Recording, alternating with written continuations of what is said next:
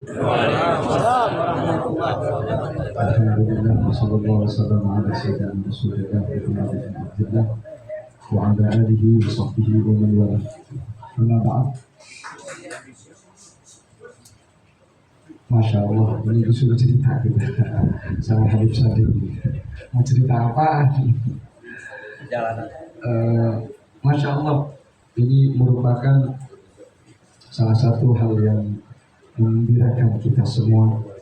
Kedatangan Habib Umar di Indonesia kali ini mendapatkan sambutan yang cukup meriah dari semua kalangan, mulai dari para pejabat sampai ada menteri itu info minta diundang pas acara, bukan satu orang, ada beberapa wakil menteri itu minta diundang pas acara sama Robi Pak di Taman Mini itu. Namun pas hari H rupanya ada sidang kabinet, kita mengundang beberapa menteri, hanya nggak datang karena pas ada acara mendadak mereka. Intinya dari kalangan para pejabat juga kita lihat bagaimana tanggapan artis, para ulama itu subhanallah, mereka datang dari Jawa Timur hanya untuk hadir dars fajar yang di Istiqlal itu. Mereka nyewa hotel di sekitar Istiqlal yang menunjukkan bahwasanya mereka haus dan ingin menyambung hubungan dengan Al-Habibullah. Saya rasa ini sangat penting untuk keberadaan kita dan eksistensi kita, di mana fitnah yang selama ini dihembuskan dengan bermacam cara, dengan dana yang tidak sedikit, ternyata Allah Subhanahu wa Ta'ala menjawab tanpa harus dengan menjawab, tapi Allah hilangkan dalam sekejap, ibarat sebuah hujan yang menghilangkan segala kotoran yang mengganggu di halaman kita. Alhamdulillah, ini merupakan anugerah dari Allah Subhanahu wa Ta'ala untuk kita semua, sehingga hari ini kalaupun ada orang yang berkuang-kuang macam-macam seperti apapun, sudah tidak begitu dihiraukan oleh masyarakat, baik itu secara di dunia nyata ataupun di dunia maya. Nah, terkait dengan perjalanan Al-Habib Umar, Masya Allah, beliau seperti yang kita ketahui sangat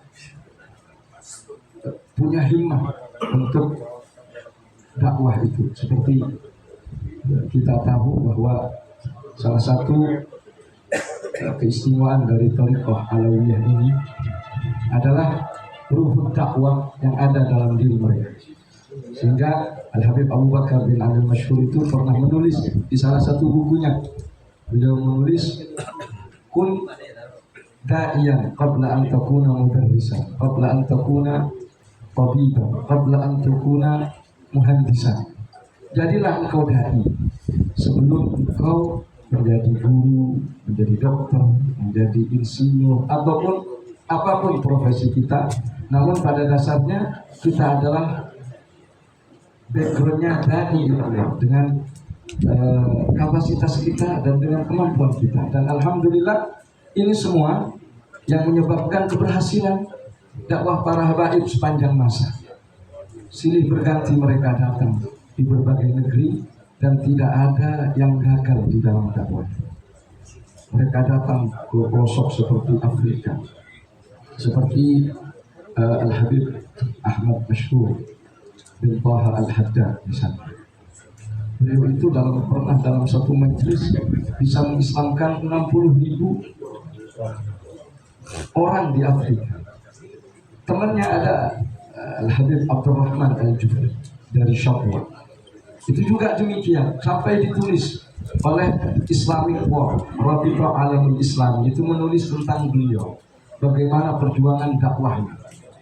Jadi bila mana Al-Habib Umar hari ini memiliki semangat, sampai ada seorang ulama dari Al-Azhar, dia bikin status di Facebooknya, Saya sudah lama mengikuti sofhahnya atau akunnya Al-Habib Umar ini. Saya sangat heran dengan umur yang 60 tahun, beliau masih seperti anak yang masih 30 tahun. Beliau dari majelis ke majelis, dari tempat ke tempat, dari negara ke negara, seakan-akan nggak pernah istirahat sama sekali.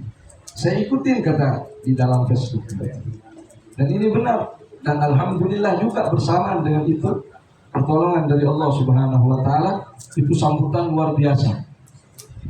Kita kemarin waktu ke Thailand sama Habib Mustafa juga, kita pikir di Thailand ini agak kosong gitu, agak, karena kayak di mana Bangkok itu, Bangkok kan kita taunya non-muslim yang lain. Ternyata mulai dari bandara itu udah dikerumunin Habib Umar. Nah, kita bingung juga. Sampai ketika dars fajar, kita pikir yang hadir paling ya ratusan orang. Subhanallah, ternyata yang hadir bisa sampai ribuan orang yang hadir di Bangkok itu. Kemudian beliau diminta untuk bertemu dengan para pejabat. Para pejabat di Bangkok yang tentu mereka kebanyakan non-muslim. Kalau di Patani memang mayoritas masyarakatnya muslim, jadi wajar. Tapi di saat itu banyak dari para pejabat itu tidak hadir, dan mereka adalah non-muslim semuanya. Ada di daerah 3 wilayah, 3 provinsi, Pattaya, Patani, dan itu 3 provinsi yang perbatasan dengan Malaysia itu dianggap zona merah, karena mereka ingin memisahkan diri dari Siam, dari Thailand, dan mereka berbahasa Melayu. Tapi subhanallah, itu pejabat-pejabatnya, bahkan gubernurnya, mereka mendukung acara yang dihadiri oleh Habib Umar, sebab dianggap tidak membahayakan terhadap negara, dianggap mengokohkan sikap-sikap kebangsaan mereka, tidak mempertentangkan antara nasionalismenya mereka dengan keberagamaan mereka. Itu semua yang membuat pemerintah Thailand pun akhirnya mendukung dan bahkan memfasilitasi. Ada yang unik kemarin itu. Kita tadinya mau dari Bangkok ke Patani mau ikut sama Habib Umar. Ternyata di situ full ininya, tiketnya full.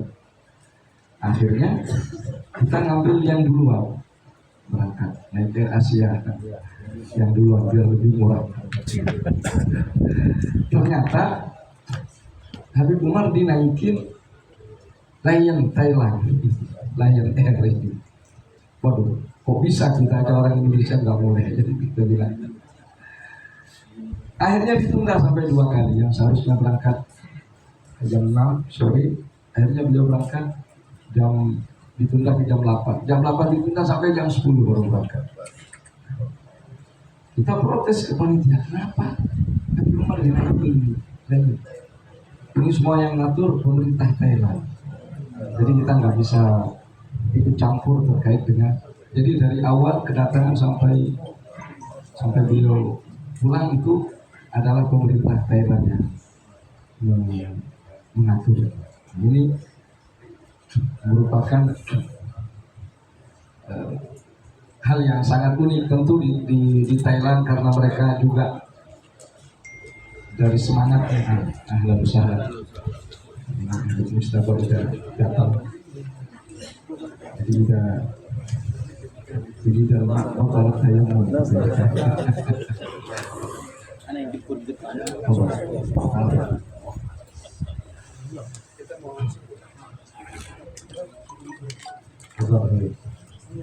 kita cuma disuruh cerita sama Habib Sadiq, lainnya Habib Umar. Apa?